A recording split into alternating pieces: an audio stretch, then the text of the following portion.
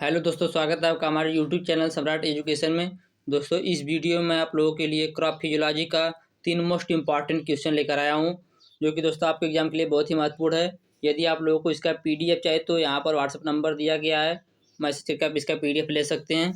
और दोस्तों, मैं आज आप लोगों को ये जो तीनों क्वेश्चन बताऊँगा, ये सब पॉइंट के रूप में बताऊँगा कि आप लोगों को आसानी से याद हो जाए। इससे आसान पढ़ने को आप लोगों को कहीं नहीं मिलेगा। तो चलिए देखते हैं। कोशिका भित्ति पर संक्षिप्त टिप्पणी लिखिए। The short note on cell wall. तो सेलवाल का मुख्य कार्य यह है कि कोशिका तथा बहुकोशिकीय ढांचा को सहायता देता है। तो जो सेलवाल होता है उसका मुख्य कार्य यह है कि यह कोशिका तथा बहुकोशिकीय ढांचा को सहायता देता है। जैसे दोस्तों, कोई चीज़ है, उसको बाहर से ढांचे के रूप में बनाएगा, उसको सहायता देगा ढांचे के रूप में बनने के लिए, तो दोस्तों इसी को सेलवाल कहेंगे। अगला पॉइंट है, इसकी संरचना जीव के अनुसार भिन्न भिन्न होती है और प्रकृति में पारगम्य होती है। दोस्तों, जो सेलवाल होती है इसकी संरचना जीव के अनुसार भिन्न भिन्न होती है, प्रत्येक जीव में भिन्न भिन्न होती है और प्रकृति में पारगम्य होती है। अगला पॉइंट, यह कोशिका और उसके अंगों में आकार, सहारा और सुरक्षा भी प्रदान करता है। दोस्तों, जो सेलवाल होता है, सेलवाल मतलब दोस्तों बाहरी परत जो होता है, किसी चीज़ की बाहरी परत को ही सेलवाल कहते हैं। जैसे दोस्तों, यह कोई चीज़ हो गई, इसका से जो बाहरी परत है इसी को सेलवाल कहेंगे। तो दोस्तों, यह कोशिका और उसके अंगों को आकार एवं सहारा और सुरक्षा प्रदान करता है। तो दोस्तों, यह इसको सुरक्षा भी प्रदान करेगा, आकार भी प्रदान करेगा और सहारा भी प्रदान करेगा। अगला पॉइंट है, कोशिका की सबसे बड़ी परत को ढकता है। दोस्तों, कोशिका की सबसे बाहरी परत को ढक देता है। सेलवाल कोशिका की सबसे बाहरी परत को ढक देता है। आगे चलते हैं।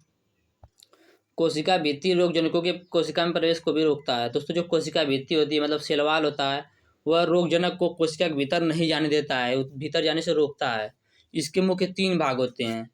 कोशिका भित्ति के मुख्य 3 भाग होते हैं, प्राइमरी वाल, मिडल लैमेला और सेकेंडरी वाल। प्राथमिक भित्ति, मध्य पटलिका, द्वितीय भित्ति। तो देखते हैं पहले प्राइमरी वाल, पॉइंट के रूप में इसे भी देखेंगे। दोस्तों, जो प्राइमरी वाल होता है कोशिका के अंदर का सबसे निकट, यह कोशिका के अंदर के सबसे निकट स्थित होता है और पहली निर्मित कोशिका भित्ति होती है। यह पहली निर्मित कोशिका भित्ति और कोशिका के अंदर सबसे निकट स्थित होता है दोस्तों प्राइमरी वाल। यह मुख्य रूप से सेलुलोज तथा पैक्टिक यौगिक से बना होता है। जो प्राइमरी वाल है, जो कि पहली निर्मित भित्ति होती है, यह मुख्य रूप से सेलुलोज तथा पैक्टिक यौगिक से बना होता है। इसके बाद दोस्तों अगला पॉइंट है, यह अन्य परतों की तुलना में तुलनात्मक रूप से पारगम्य और पतला भी होता है।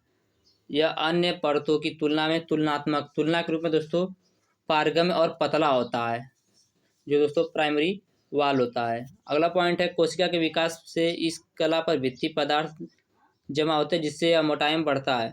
तो जब कोशिका भित्ति इस कला पर कोशिका भित्तिक पदार्थ जमा होंगे तो इसकी मोटाई बढ़ जाएगी। आगे देखते हैं, मिडल लैमिला। मिडल लैमिला को दोस्तों हिंदी में कहेंगे मध्य पटलिका। यह जो होती है मध्य पटलिका, यह एक अंतरकोशिकीय पदार्थ होता है। दोस्तों मिडल लैमिला होता है, यह अंतरकोशिकीय पदार्थ होता है जो 2 समीपस्थ कोशिकाओं को एक साथ बांध देता है। यह दोस्तों जो 2 समीपस्थ कोशिका होती है, जो नज़दीकी कोशिका होती है, उनको आपस में बांध देता है। अगला पॉइंट, यह न पड़ोसी कोशिकाओं के बीच एक इंटरफेस के रूप में कार्य करती है और उन्हें एक साथ चिपका देती है। दोस्तों, जो ये बात कहा गया वही बात यहाँ पर भी कहा गया है कि अन्य पड़ोसी कोशिकाओं के बीच एक इंटरफेस के रूप में कार्य करती है। वही दोस्तों समीपस्थ के रूप में कार्य करती है और उन्हें एक साथ चिपका देती है। अगला पॉइंट, यह मुख्य रूप से कैल्शियम और मैग्नीशियम पैक्टेट का मिश्रण होता है। दोस्तों, जो मिडल लैमिला होती है, यह मुख्य रूप से कैल्शियम और मैग्नीशियम पैक्टेट का मिश्रण होता है। इसके बाद है दोस्तों सेकेंडरी वाल, मतलब द्वितीयक भित्ति, जो कि दोस्तों मोस्ट इम्पॉर्टेंट है। कोशिका के आकार तथा आकृति के पूर्ण हो जाने के बाद बनने वाली भित्ति को द्वितीय भित्ति कहते हैं। तो कोशिका के आकार और आकृति की बन जाने के बाद जो भित्ति बनती है उसे द्वितीय भित्ति कहते हैं।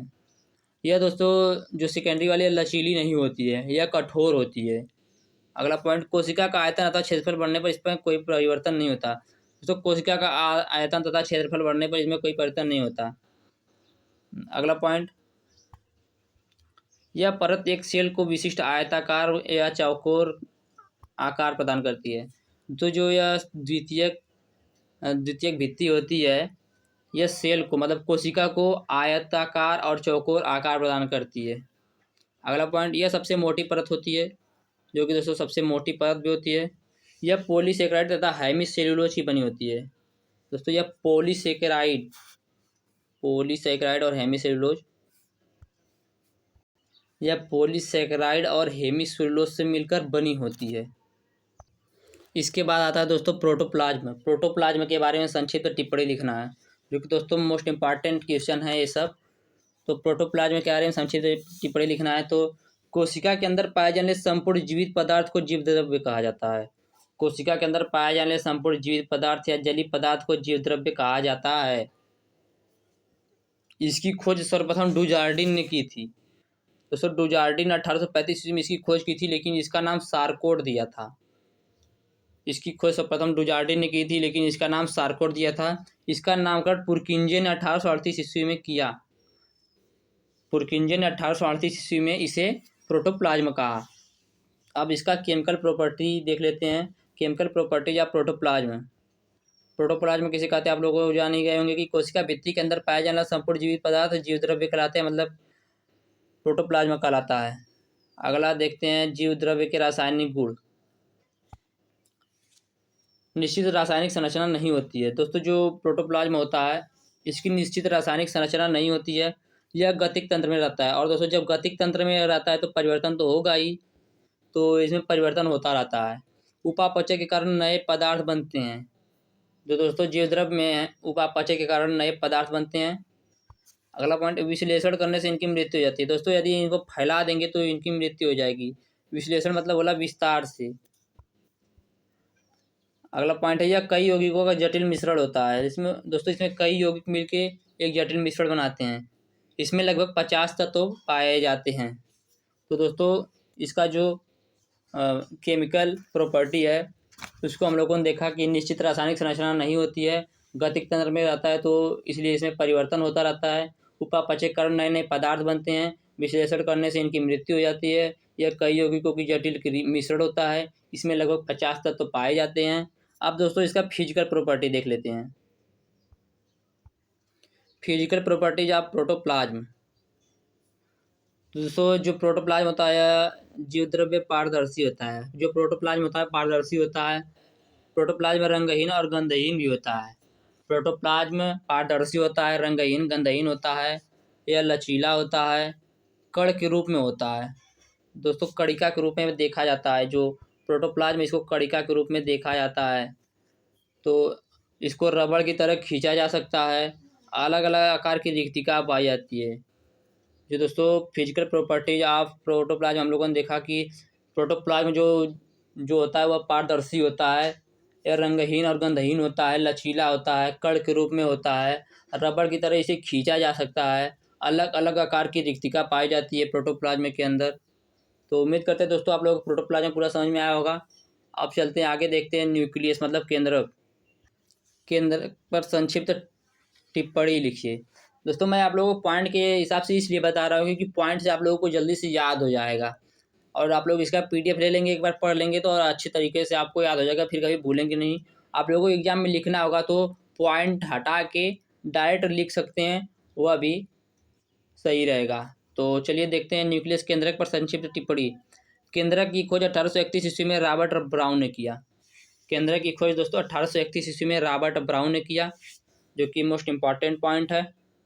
अगला पॉइंट, यह कोशिका का मुख्य अंग है तथा मध्य में पाया जाता है। दोस्तों जो केंद्रक होता है यह कोशिका का मुख्य अंग होता है और मध्य में पाया जाता है। जो केंद्रक होता है यह कोशिका का मुख्य अंग होता है और मध्य में पाया जाता है। केंद्रक की आकृति गोलाकार होती है। प्रत्येक कोशिका में एक केंद्रक रहता है। दोस्तों जो केंद्रक होता है प्रत्येक कोशिका में एक ही पाया जाता है, और यह कोशिका द्रव्य में पाई जाती है। जो केंद्रक होता है वह कोशिका द्रव्य में पाया जाता है। आगे देखते हैं, केंद्रक का व्यास 5 से 35 माइक्रोमीटर तक होता है। दोस्तों जो केंद्रक होता है इसका व्यास 5 से 35 माइक्रोमीटर तक होता है। इसके कुल 4 मुख्य घटक होते हैं दोस्तों, केंद्रक कला, केंद्रक जालिका, केंद्रक रस और केंद्रिका। जिसके दोस्तों केंद्रक कला को अंग्रेजी में न्यूक्लियर मेम्ब्रेन कहते हैं, केंद्रक जालिका को न्यूक्लियर रेटिकुलम कहते हैं, केंद्रक रस को न्यूक्लियर सैप कहते हैं और केंद्रिका को न्यूक्लियोलस कहते हैं। तो दोस्तों उम्मीद करते हैं आप लोगों को समझ में आया होगा। इसके बाद दोस्तों मैं आप लोगों को माइटोकॉन्ड्रिया के बारे में बताऊंगा, उसके बाद राइबोसोम के बारे में बताऊंगा। तो दोस्तों आप लोगों को कुछ बता देता हूं मैं राइबोसोम के बारे में। दोस्तों जो राइबोसोम होता है वह जीवद्रव्य एवं अंतःपृथ्वी जालिका तथा माइटोकॉन्ड्रिया के बाहरी सतह पर जो छोटे छोटे कण दिखाई देते हैं, कण पाए जाते हैं, उसे दोस्तों राइबोसोम कहते हैं। और राइबोसोम मुख्य रूप से दो प्रकार का होता है, एक होता है 70S राइबोसोम और दूसरा होता है 80S राइबोसोम। दोस्तों जो 70S राइबोसोम होता है यह नीले हरे शैवाल तथा जीवाणु में पाया जाता है। जो 70S प्रकार का राइबोसोम होता है वह नीले हरे शैवाल तथा जीवाणु में पाया जाता है, और जो 80S का राइबोसोम होता है वह जंतु तथा पादप में पाया जाता है।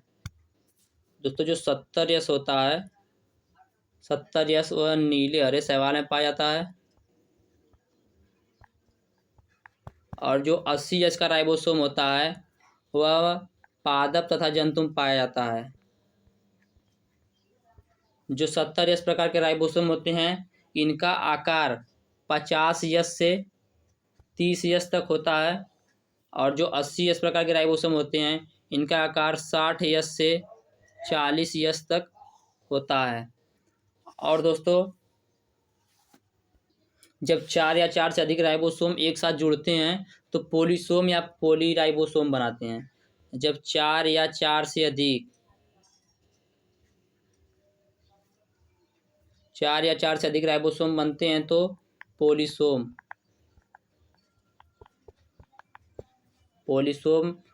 बनाते हैं या पॉलीराइबोसोम बनाते हैं। तो दोस्तों यह था आपका कुल जो मैंने बताया 4 प्रश्न जो कि मोस्ट इम्पॉर्टेंट है। मैंने आप लोगों को सेल वॉल के बारे में बताया, प्रोटोप्लाज्म के बारे में बताया, प्रोटोप्लाज्म के केमिकल प्रॉपर्टी, फिजिकल प्रॉपर्टी के बारे में बताया, न्यूक्लियस के बारे में बताया, और थोड़ा सा मैंने आपको राइबोसोम के बारे में बताया।